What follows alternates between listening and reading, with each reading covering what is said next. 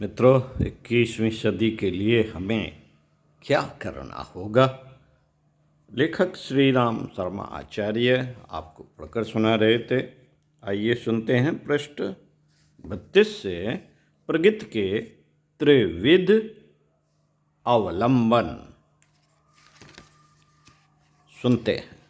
यह सुनिश्चित है, यह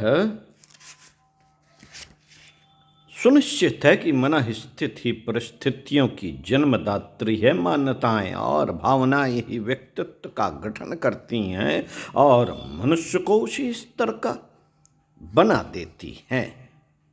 विचार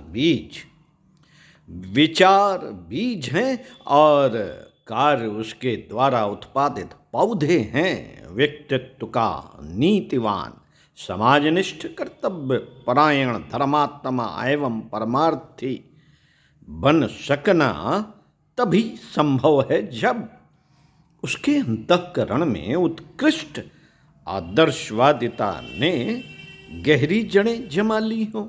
भ्रष्ट चिंतन तो दुष्ट आचरणों को ही जन्म देगा और उस विष वृक्ष के समर्थ होने पर परिस्थितियां अनर्थकारी स्तर की ही बनकर रहेंगी। इन दिनों विज्ञान और बुद्धिवाद की अभिवृद्धि ने सुविधा साधनों के अंबार खड़े कर दिए हैं। पूर्वजों की तुलना में भौतिक दृष्टि से हम कहीं सुविधा संपन्न हैं। संपदा की उपलब्धि को यदि प्रगति कहा जाए तो मानना पड़ेगा कि पूर्वजों की तुलना में हम कहीं आगे हैं, पर वस्तुतः ऐसा है नहीं। जनसाधारण का शारीरिक और मानसिक स्वास्थ्य बुरी तरह गड़बड़ा रहा है। दुर्बलता और रुग्णता दिन दिन तूफानी गति से बढ़ती जा रही है। अस्पताल, डॉक्टर और औषधि आविष्कारों ने हमें स्वस्थ और समर्थ बनाने में कोई सहायता नहीं की है। कारण कि आहार विहार में बढ़ा हुआ असंयम स्वस्थ जीवन के मूलभूत आधार को ही नष्ट किए दे रहा है। पैसा बढ़ा है, पर उसके साथ ही दुर्व्यसनों और प्रदर्शनों के निमित्त होने वाले अपव्यय की भी इतनी वृद्धि हुई है कि हर कोई अपने को अभावग्रस्त अनुभव करता है। कामचोरी, हरामखोरी को प्रश्रय मिलते रहने पर किसी भी क्षेत्र में वास्तविक एवं अभीष्ट प्रगति हो नहीं सकती। गुण कर्म स्वभाव में घुसे हुए दुर्गुण आए दिन ऐसे संकट खड़े करते रहेंगे जिसका समाधान करने में भौतिक उपचार एवं अनुदान कुछ काम न आ सकेंगे। बढ़ते हुए विश्वास, असहयोग, अनाचार के पीछे चरित्र भ्रष्टता ही मूल कारण है। क्रोध से क्रोध और अनाचार से अनाचार बढ़ता है। यह विपन्नता आज संसार के समूचे जलाशय पर जलकुंभी काई की तरह छाई दिखती है और जलाशय से मिलने वाले लाभों का अंत हो गया और जलाशयों से मिलने वाले लाभों का अंत हो गया है। पथभ्रष्ट को किस प्रकार कंटीली झाड़ियों से संतृष्ट होना पड़ता है, इसे हम में से प्रत्येक सर्वत्र घटित होते देख सकता है। प्रदूषण, विकिरण, पर्यावरण अपराध, छल आदि के जो संकट व्यापक रूप से गहरा रहे हैं, उनकी परिणति की कल्पना और भी चिंताजनक है। बढ़ती हुई जनसंख्या के लिए आवश्यक साधन जुटा सकना कठिन प्रतीत होता है। अवांछनीयता और वातावरण में समव्याप्त विपन्नता कैसे पनपी? इसका उत्तर वस्तुओं की कमी होने की बात कहने से नहीं मिल सकता। मानना यही पड़ेगा कि विचार क्षेत्र में बढ़ती हुई उद्दंडता का, आपाधापी का प्रदूषण ही उन समस्याओं के लिए उत्तरदायी है जो अप्रसन्नता और अव्यवस्था का निमित्त कारण बनी हुई है। संक्षेप में यही निष्कर्ष निकलता है कि नीति निष्ठा और समाज निष्ठा के आदर्शों की अवहेलना करने पर ही समूचा मनुष्य समुदाय इस विपत्ति में फंसा है, जिससे निकलना और उबरना असंभव नहीं तो कम से कम सहज तो प्रतीत नहीं होता।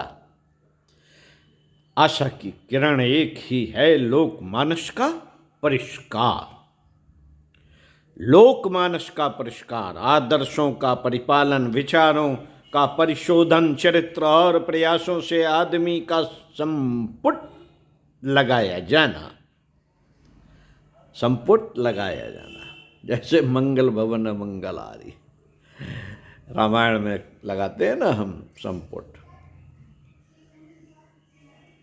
काय का संपुट लगाया जाना? आशा की किरण एक ही है, लोकमानस का परिष्कार, आदर्शों का परिपालन, विचारों का परिशोधन, चरित्र और प्रयासों में आदर्शों का संपुट लगाया जाना।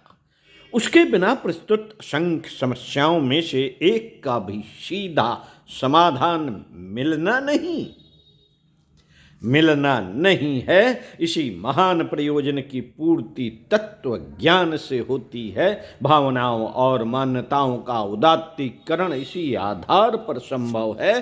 प्रस्तुत विश्व समस्याओं का निराकरण भी यही है। व्यक्तियों को भ्रांतियां एवं अवांछनीयताओं से मुक्त करके ही उन्हें मौज से रहने और रहने देने की स्थिति में लाया जा सकता है।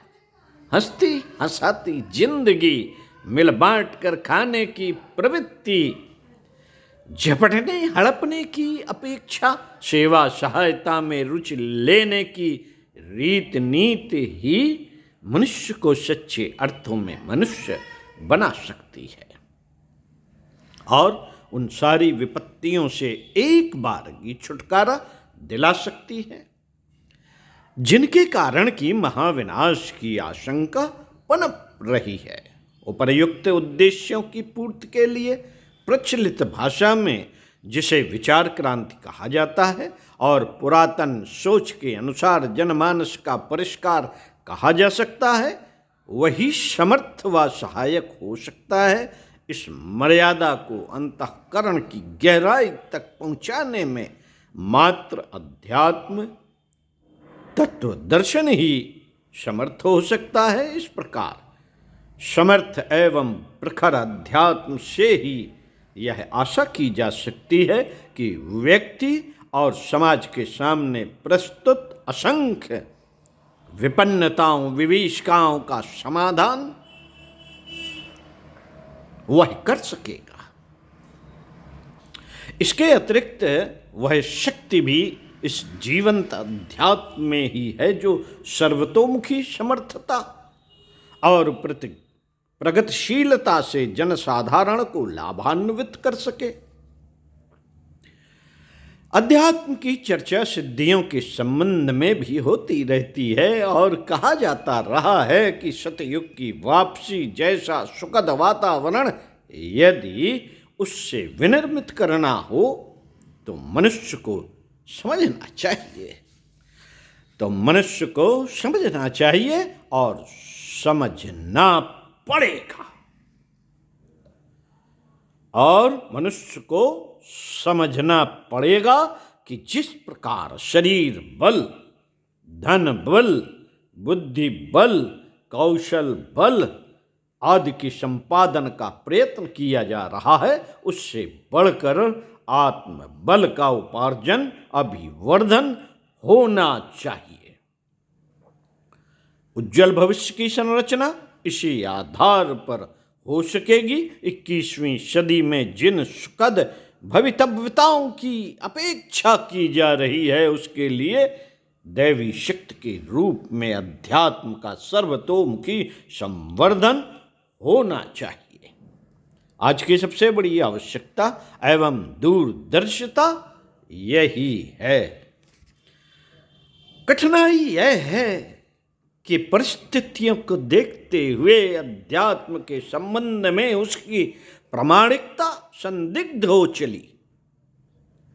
भौतिक विज्ञान के प्रच्छन्न अध्यात्म ने मिलजुल कर ऐसा वातावरण बनाया है जिससे श्रद्धा डगमगाती है और आत्म साधना का कोई जल्दबाजी भरा परिणाम न आने से उस ओर सर्वसाधारण की प्रवृत्ति को मोड़ना अतिशय कठिन हो रहा है। वास्तविकता और अवास्तविकता के बीच बने रहस्य उद्घाटित करने के लिए परोक्ष दैवी नियोजन ने सर्वसाधारण के सामने एक सुयोग प्रस्तुत किया है। शांत कुंज की भूतकालीन गतिविधियों में यदि कुछ आनंददायक और उत्साहवर्धक है तो उसका श्रेय आत्मशक्ति को ही जाता है। भले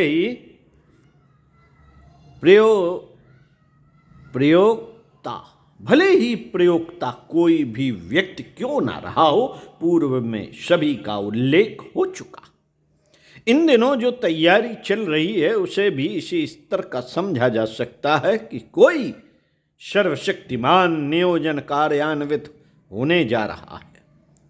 कोई सर्वशक्तिमान नियोजन कार्यान्वित होने जा रहा है। अगले दिनों जो होने जा रहा है, जो नियोजन बन रहा है, उसे भी इस भाषा में कहा जा सकता है मानो कोई सत्ता असंभव करने जा रही हो।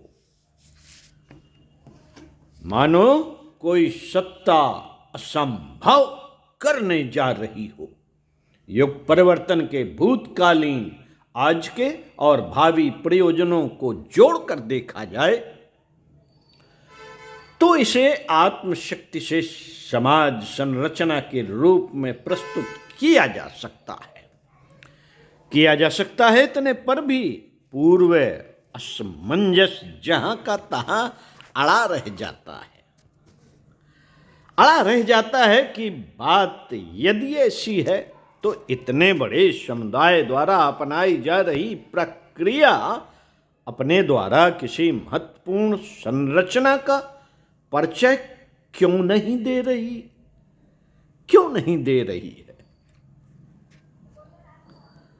है। मित्रों, यह साधारण असमंजस नहीं है। इसके निराकरण के ऐसे समाधान कारक प्रमाण चाहिए जो अविश्वास को विश्वास में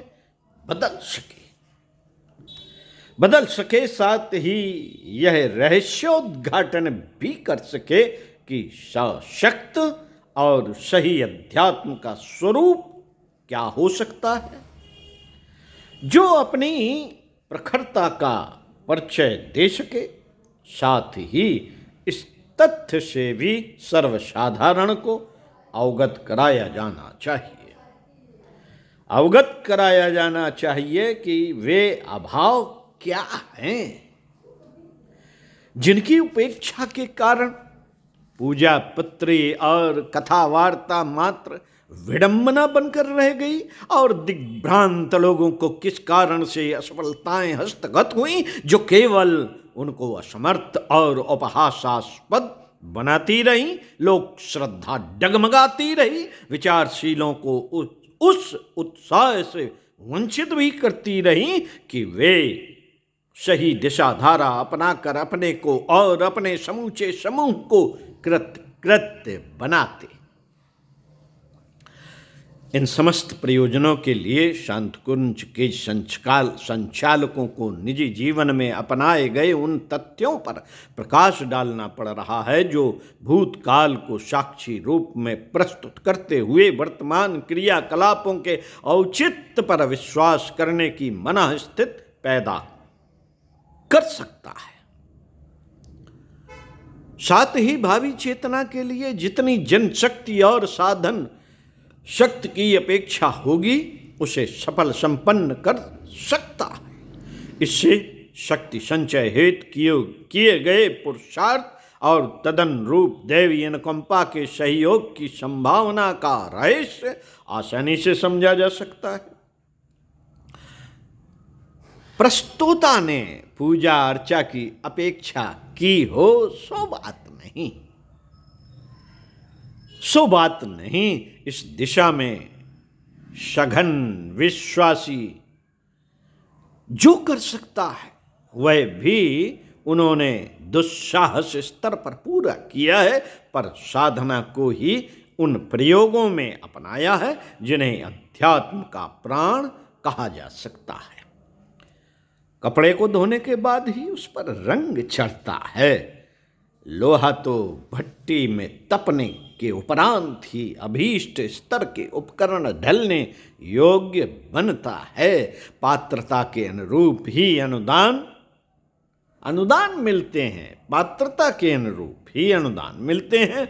इन उदाहरणों की चर्चा इस संदर्भ में की जा रही है कि अध्यात्मवादी को निजी व्यक्तित्व के परिष्कार को प्राथमिकता देनी चाहिए और उसी शोभा सज्जा के लिए जप तप को प्रश्रय देना चाहिए। यही है प्रस्तोता का अनुभव और प्रतिदान, जो साक्षी रूप में इसलिए प्रस्तुत किया जा रहा है कि जिसने इस दिशा में चलने का साहस जुटा लिया है उसे यह भी जानना चाहिए कि समग्र साधना संपादन के लिए किन तथ्यों को अविस्मरणीय मानते हुए अपनाने की तैयारी करनी चाहिए। इन पंक्तियों के लेखक ने अध्यात्म विज्ञान के रहस्यों को प्रेरणा, अनुसंधान, अनुभव के आधार पर यह जाना और माना है कि आत्म विज्ञान की त्रिवेणी संगम की तरह तीन धाराएं हैं। आत्म विज्ञान की त्रिवेणी संगम की तरह 3 दिशा धाराएं हैं। नंबर 1 उपासना, नंबर 2 साधना, नंबर 3 आराधना। तीनों के समन्वय से ही एक पूरी बात बनती है। मनुष्य अन्न, पानी और हवा के आधार पर जीता है। 3 लोक प्रसिद्ध हैं, 3 देवता प्रमुख कहे गए हैं, भूत, वर्तमान और भविष्य समय के 3 काल माने गए हैं। जीव, ईश्वर और प्रकृति के समन्वय से संसार चल रहा है। इसी प्रकार माना जाना चाहिए कि उपासना, नंबर 2 साधना, नंबर 3 आराधना का समन्वय ही आत्मशक्ति के उपार्जन को सुनिश्चित करता है। इन्हें समान रूप से अपनाया जा सके तो कोई कारण नहीं कि जिन चमत्कारी रिद्ध सिद्धियों को अध्यात्म की परिणति माना जाता है वे अक्षरशः सही सिद्ध हों। तीनों की संक्षिप्त विवेचना यहाँ प्रस्तुत है।